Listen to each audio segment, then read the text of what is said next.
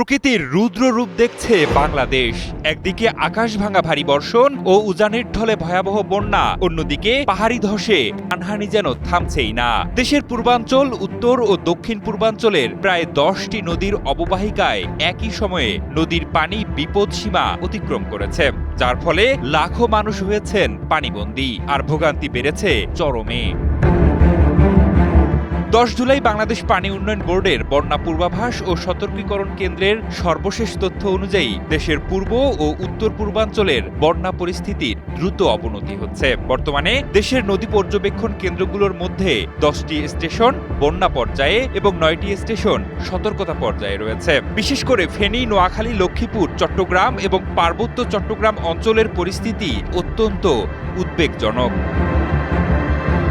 বন্যা পূর্বাভাসে আরও জানা যায়, বান্দরবনের মাতামুহুরী ও সাঙ্গু নদ, নোয়াখালীর ডাকাতিয়া নদী, হবিগঞ্জের খোয়াই নদী, মৌলভীবাজারের মনু নদ এবং সিলেট ও সুনামগঞ্জ অঞ্চলের কুশিয়ারা, সুরমা ও মেঘনা নদীর বিভিন্ন স্থানে পানি বিপদসীমা অতিক্রম করেছে। একই সঙ্গে নেত্রকোনার সোমেশ্বরী নদী এবং তিস্তা নদীর নীলফামারী, রংপুর ও গাইবান্ধার বিভিন্ন পয়েন্টে পানি বিপদসীমার কাছাকাছি অবস্থান করছে। গতকাল দুপুর থেকেই যান চলাচলের দিকে বন্ধ আছে। তো এদিকে নৌকা দিয়ে চলাচল করতে হচ্ছে। এদিকে যে মানুষের আবাদি জমিগুলো ছিল সেগুলো তুলে গিয়েছে, বিভিন্ন ফসলাদি ছিল। মানুষের জনজীবন খুবই দুর্ভোগের মধ্যে আছে।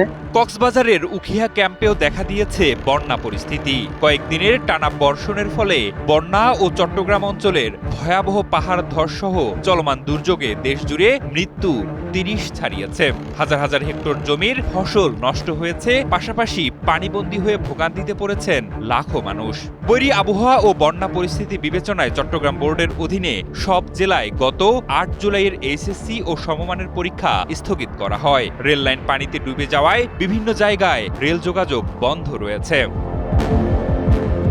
আবহাওয়া অফিস জানিয়েছে, যদি আগামী 48 ঘন্টা ভারী বৃষ্টিপাত অব্যাহত থাকে তাহলে বন্যা আরও বিস্তৃত এলাকায় ছড়িয়ে পড়তে পারে।